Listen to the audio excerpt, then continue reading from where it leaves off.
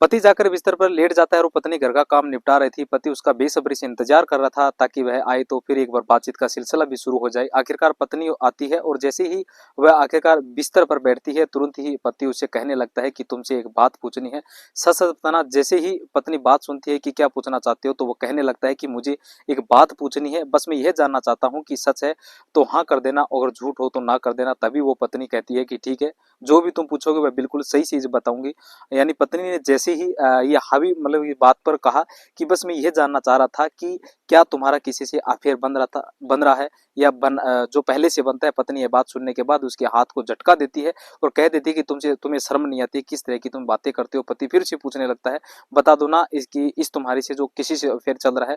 तो वो पत्नी मना कर देती है। पति फिर से पूछने लगता है और इसी तरह से पत्नी करते करते वक्त आगे बढ़ रहा था, लेकिन उसका एक ही सवाल था और उस सवाल का जवाब उसे जिस रूप में आंसर चाहिए था, उत्तर चाहिए था, वह वैसा नहीं मिल रहा था। आखिरकार पति कहता है कि एक बार मैं बस सच जानना चाहता हूं कि तुम किसी से इतनी सच्चाई, क्या तुम्हारी किसी से अफेयर चल रहा है या नहीं चल रहा है। जब बार बार एक ही सवाल पूछने से जब कानों तक पहुंच रहा था, गूंज रहा था, तब पत्नी कहने लगती है कि हाँ, इसी गांव का एक जो भोजना गुर्जर है ना, उससे मेरा अफेयर चल रहा है, उससे मेरे संबंध है। बस पत्नी ने यह बात जैसे ही पति को बताई तो पति को बेहिसाब का गुस्सा आ जाता है। वह रात में सो जाते हैं, लेकिन ढंग से नींद नहीं आती है। पति बार बार इधर से उधर बदल रहा था, यानी झांक रहा था। रात को जैसे ही सुबह होती है, सुबह इतनी भयानक होती होगी कि किसी ने उसकी कल्पना नहीं की थी।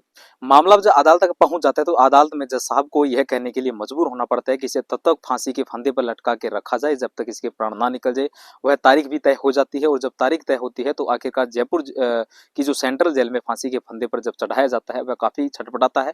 लेकिन अदालत ने जो फैसला सुनाया था उसको तो बिल्कुल पूरा करना ही था। जब तक उसके प्राण नहीं निकल गए तब तक उसको फांसी के फंदे पर लटका कर रखा गया था। आखिरकार उसे क्यों फांसी दी गई थी, इसके पीछे का कारण था, आज की इस कहानी के माध्यम से ये जानने की समझने की कोशिश करते हैं।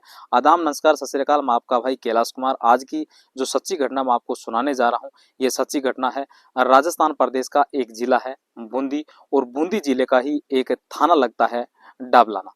और डाबलाना थाना क्षेत्र का एक गांव लगता है फजलपुरा। बात कर रहा हूँ 3 जून 1998 की सुबह लगभग 11 साढ़े 11 बजे के आसपास का वक्त हो रहा था। एक महिला जो कि अपने घर पर जो दीवार है उस दीवार पर ऊपर यानी पत्थर लग रही थी, छोटे छोटे पत्थर, ताकि उस दीवार को थोड़ा ऊंचा कर सके। उस महिला का नाम होता है जो कजोड़ भाई।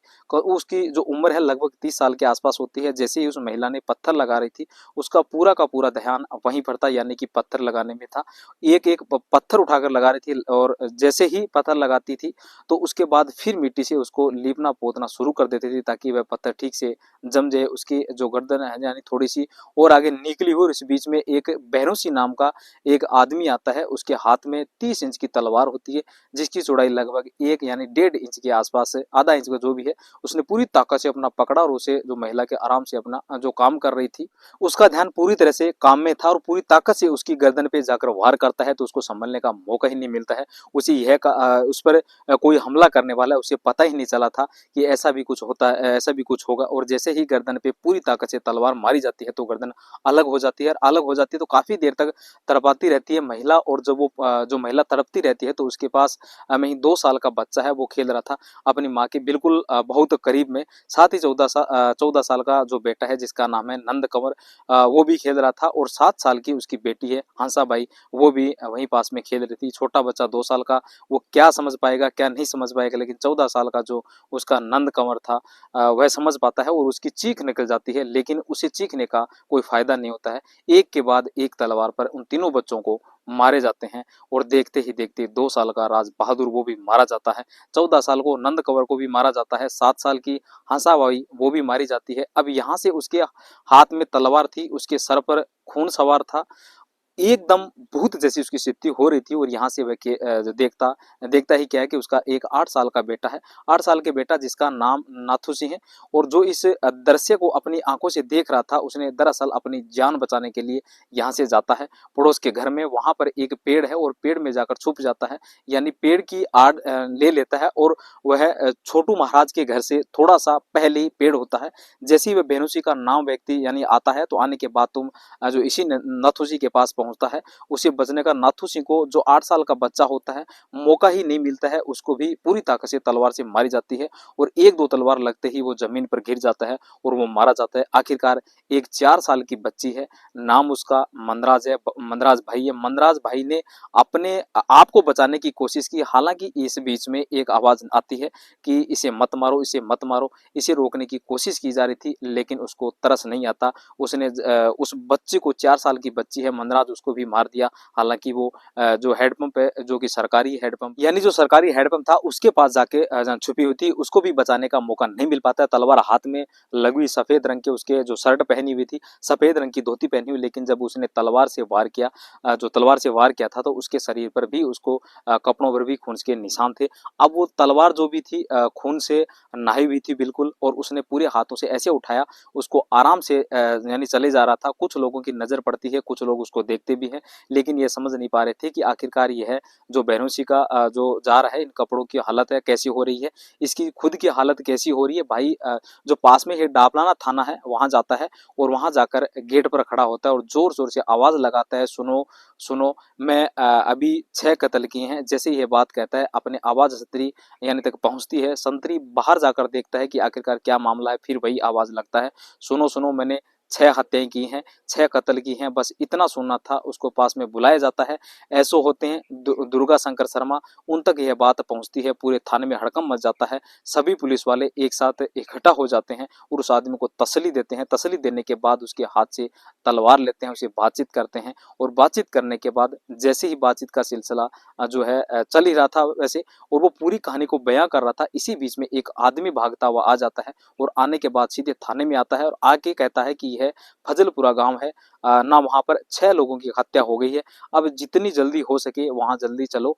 पुलिस वाले भी बातचीत कर रहे थे। एक व्यक्ति है जो कि यह कह रहा है कि मैंने 6 कत्ल कर दिए हैं, दूसरा व्यक्ति आया है जो यह कह रहा है कि गांव चलो, गांव में 6 कत्ल हो गए हैं। आखिरकार पुलिस वालों ने जैसे सूचना मिलती है, दुर्गा शंकर शर्मा अपनी पूरी टीम के साथ उस गांव में पहुंचते हैं और जाकर देखते हैं तो 1-2 बच्चे हैं जो गली में पड़े हुए हैं, 3 बच्चे जो है आंगन में पड़े हुए हैं, एक महिला है उसका, जिसका सर धड़ से बिल्कुल अलग है, यानी सर से जो धड़ है वो अलग है, वो वहां पर पड़ी हुई है। पूरे गांव में चीखकर पुकार मच जाती है। आसपास के लोग, यानी आसपास के लोगों का जमघट लग जाता है। बड़ी संख्या में लोग थे, बस यही सोच रहे थे कि, सुन रहे थे कि आखिर यार ये माजरा क्या हुआ, एक साथ इतनी बड़ी जो है वारदात कैसी हुई। तभी पास में खड़ी हुई एक महिला होती है, उस महिला का नाम होता है रत्नाबाई। रत्नाबाई वहीं पास में खड़े होकर कहती है कि साहब, जिसने कत्ल किए उसका नाम भैरव सिंह है और भैरव सिंह मेरा देवर है। दरअसल मैंने अपनी आंखों से देखा है, वो हंसा बाई को मार रहा था और मैंने उसे रोकने की कोशिश की, लेकिन वो रुका नहीं। अब मैं कहती रही तो करती क्या। पुलिस वाले पूछते हैं कि फिर उन्होंने तुम्हें नहीं मारा? उसने कहा साहब, मुझ पर कोई हमला नहीं किया, उसने जो मुझसे कुछ नहीं कहा। और उसकी जो सगी भाभी हुई, यह बात सुनने के बाद पुलिस वालों ने सबकी जो लाशें थी उनको कब्जे में ले लेती है। कब्जे में लेने के बाद पोस्टमार्टम के लिए भेजा जाता है और जो पोस्टमार्टम के बाद इस मामले की, यानी अब जांच पड़ताल शुरू हो जाती है। पुलिस वाले उस व्यक्ति के पास पहुंच जाते हैं, नहीं पहुंच आ जाते हैं आरोपी के पास, यानी भैरव सिंह जिसका नाम था, उसकी उम्र लगभग 33-34 साल के आसपास रही होगी। पुलिस वाले उसको पूछते हैं कि आखिरकार तुमने कत्ल क्यों किया? जब वो बताता और वो कहता है कि साहब, अभी 3-4 दिन पहले ही की बात है, पंचायत चुनाव हुए थे और पंचायत चुनाव में होने के दौरान की बात है, कुछ लोग आपस में बातचीत कर रहे थे कि मैं वहीं से यानी पास से गुजर रहा था। पास में गुजरते हुए 3-4 लोग कहते हैं कि इस बार जो है राजपूत महिला पंचायत चुनाव में पंच बनेगी, देख लेना। और पंच क्यों बनेगी, इसके पीछे की जो बात कर रहे थे वो, और बातचीत के पीछे यानी क्या बात बताई जाती है, इस महिला को जो चक्कर चल रहा था, अफेयर चल रहा था, यह बात भैरव सिंह के कानों तक पहुंचती है। तो भैरव सिंह को यकीन नहीं आ रहा था कि जो आखिरकार ऐसी बात क्यों कह रहे हैं, क्योंकि भैरव सिंह का जो पूरा परिवार था, यानी कि राजपूत परिवार, उस गांव में सिर्फ एक ही जो घर था और एक ही घर में 2 भाई रहते हैं। एक भाई का नाम भैरव सिंह होता है और दूसरे का जो नाम है वो आपका जोर सिंह होता है। आखिरकार उसे समझ आता है कि पंच तो उसकी बीवी लड़ रही है, यानी कि पंचायत का चुनाव तो उसकी जो बीवी लड़ रही है। अब इसका जो इसके जो है ना किससे अफेयर है, अफेयर किससे हैं, यानी अफेयर किससे हैं किससे नहीं है। कहीं तो ऐसा है जो सिर्फ चिढ़ाने के लिए, मुझे परेशान करने के लिए ऐसा बोला जा रहा है। जब रात को वो सोने के लिए जा रहा था तो अपनी पत्नी से पूछता है कि तुम्हारा किसी से अफेयर तो नहीं है? पत्नी बार बार मना कर रही थी, वो बार बार पूछ रहा था। जब बार बार पूछते पूछते आखिरकार पत्नी सच को स्वीकार कर गया, जो स्वीकार कर लिया, उसने कहा गाँव का ही एक व्यक्ति है, उससे कहा उसका अफेयर चल रहा है।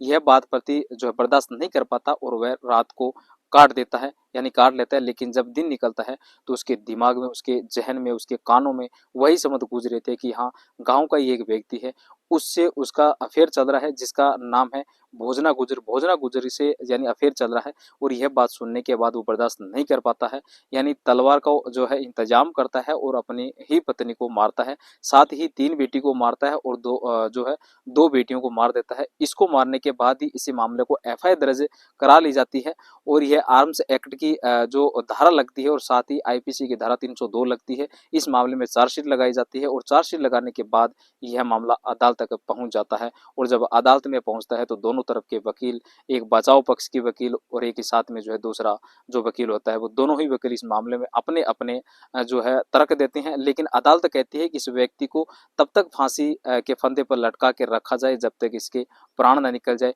और ये जो सेशन कोर्ट से कई साल 1998 में इस बार अदालत फैसला देती है, इस दे देती है और इसके बाद हाई कोर्ट जो अपील की जाती है और 20 अगस्त 1990 को हाई कोर्ट इसे सजा का बरकरार रखता है। इसके बाद यह मामला सुप्रीम कोर्ट तक पहुंच जाता है और 4 फरवरी 1994 को सुप्रीम कोर्ट की तरफ से जो सजा बरकरार रखा जाता है और यह कहा जाता है कि 20 अगस्त 1994 को इस व्यक्ति को फांसी दे दी जाए। वो तारीख आती है और उस व्यक्ति की तब तक फांसी फंदे पर लटका के रखा जाता है, तब तक उसके यानी व्यक्ति के प्राण नहीं निकल जाते हैं। लेकिन दोनों तरफ के वकील में एक बात को लेकर ज़्यादा जो ज़हन चल रहा था, यानी ज़हनी चल रहा, कहा जाता है कि जो भाभी थे वो अपने बयानों पर लगातार जो है टिकी रहती है और भाभी कहती है कि उसने देखा था और सबसे अंत में जो वैसे आरोपी है जिसने खुद ही स्वीकार किया, थाने जाकर बात बताई थी, उसने कहा कि सबसे आखिर में उसने 4 साल की बेटी जो है उसकी मनराज बाई, उसको उसने मारा। लेकिन भाभी का जो बयान था वो ये कह रही थी कि 7 साल की हंसाबाई को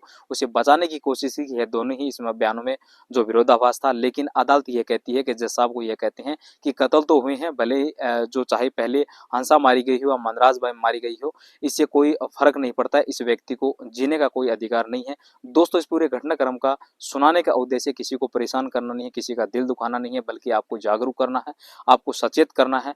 और जाते जाते अमेठी के रहने वाले बलराज भाई और इसके साथ ही जो पवन कुमार, प्रदीप कुमार, इनका आज का जन्मदिन है। जन्मदिन की बहुत बहुत ढेर सारी शुभकामनाएं। जय हिंद, जय भारत।